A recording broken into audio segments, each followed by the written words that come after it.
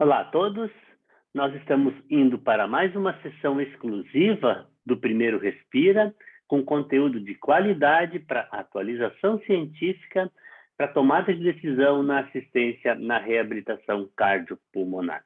Essa já é a sessão de número 39 do nosso Pick of the Week, a nossa escolha da semana. O artigo que nós vamos discutir hoje, então, ele foi publicado na Clinical Rehabilitation e ele tem como tema central, então, estudar os efeitos da reabilitação precoce sobre a tolerância ao exercício e sobre o índice de funcionalidade em pacientes com insuficiência cardíaca descompensados internados no hospital. É um estudo multicêntrico e foi realizado em 8 hospitais diferentes de Portugal. Ele foi publicado, como eu comentei com vocês, na Clinical Rehabilitation, que é uma revista que tem um ótimo fator de impacto de 3.477, representando, então, a importância e o valor do artigo publicado. Ele foi desenvolvido por um grupo de Portugal e, como eu disse, envolveu 8 hospitais diferentes de Portugal. Foi publicado agora, né, no início de abril de 2022. Bom, com relação, então, à metodologia, para entender um pouquinho o artigo, é um ensaio multicêntrico, envolvendo 8 hospitais, né, que recrutaram pacientes de 2017 até 2019. Os critérios de inclusão foram pacientes acima de 18 anos com insuficiência cardíaca descompensada, que foram randomizados para um grupo controle, de 117 indivíduos, ou um grupo que realizou o exercício de 160 indivíduos. O treinamento aeróbio foi composto de 5 estágios, dependendo da condição clínica de cada paciente. Geralmente eram estágios evolutivos, né? Começava no estágio 1 e avançava até o estágio 5. Quem quiser saber detalhes sobre os diferentes estágios e os exercícios feitos nos diferentes estágios, eu recomendo que façam a leitura na íntegra do artigo, que eu vou disponibilizar depois para vocês no nosso canal do Telegram, para vocês poderem fazer a leitura e acompanhar todos os resultados que eu estou apresentando aqui nesse artigo.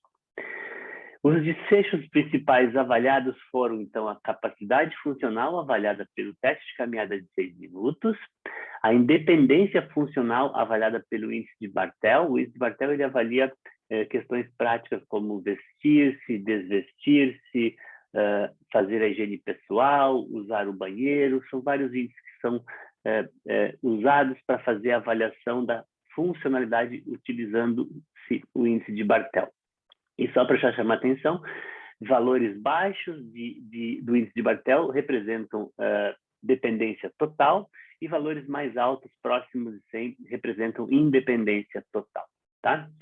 Além disso, também foi avaliada a dispneia durante as atividades de vida diária, utilizando, né, o Chest of Activity of Daily Living para avaliação da dispneia desses pacientes. Aqui ao lado mostra, então, a figura 1 desse trabalho, mostrando que foram inicialmente selecionados ou identificados 316 pacientes nesses 8 centros. Alguns foram excluídos por diferentes motivos, está aqui a razão. E, ao final, então, foram randomizados 277 indivíduos, 117 para o grupo controle e 160 para o grupo intervenção, para o grupo que fez exercício. Ao final, então, foram perdidos alguns pacientes. Então, aqui no caso, no grupo controle, foram perdidos 7 pacientes, desculpem, e no grupo intervenção foram perdidos 17 pacientes. Nenhum paciente perdido foi por óbito ou por outro evento cardiovascular. A causa principal da perda desses pacientes foi a transferência de hospital, a mudança de hospital.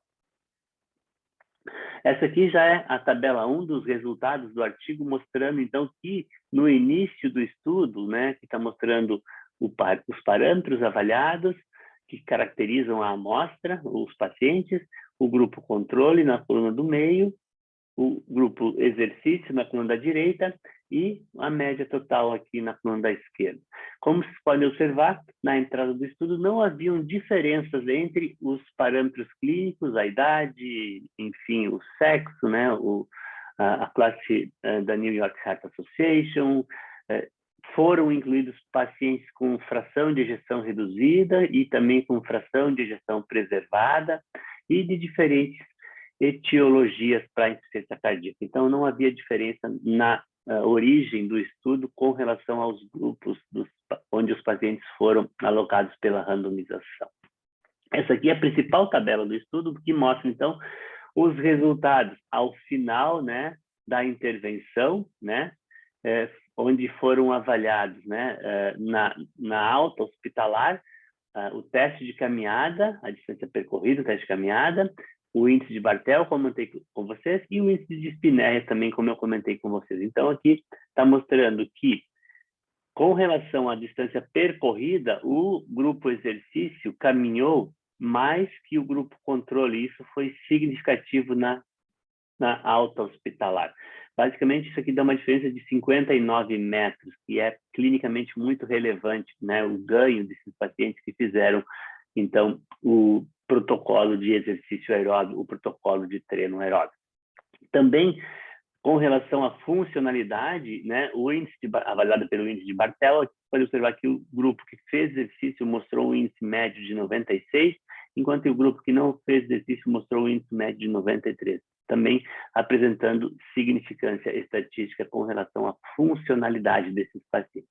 E também, por fim, a dispneia, né, o índice que avaliou a dispneia durante a realização de atividades de vida diária desses pacientes, que é o LCAUT, então, o índice foi menor no grupo que fez o treinamento aeróbio, mostrando que o treinamento aeróbio ou que os exercícios aeróbios também foram importantes na redução da dispneia durante as atividades de vida diária desses pacientes internados com insuficiência cardíaca descompensada. E, por fim, então, os autores podem concluir principalmente que o treinamento aeróbio melhora a capacidade funcional, a tolerância ao exercício em pacientes com insuficiência cardíaca descompensada, basicamente avaliada pela distância percorrida no teste de caminhada e também avaliada pela melhora do índice de funcionalidade, do índice de Barthel. E também o treinamento aeróbio parece ser seguro e factível nesses pacientes com insuficiência cardíaca descompensada durante o período de hospitalização que eles precisam passar para compensação para tratamento da doença. Então, eles demonstram aqui que não houve nenhum evento importante, não houve nenhum evento durante a realização do treinamento aeróbico para esses pacientes. Então, essas são as informações para o artigo de hoje. Eu espero que elas possam ser úteis para vocês na tomada de decisão, principalmente para aqueles fisioterapeutas que trabalham, né, em hospitais e enfermarias que acabam sendo responsáveis pelo tratamento ou pela reabilitação desses pacientes com insuficiência cardíaca descompensada. Eram essas informações, então. Muito obrigado pela atenção de vocês e nós falamos em breve. Tchau, tchau e até mais.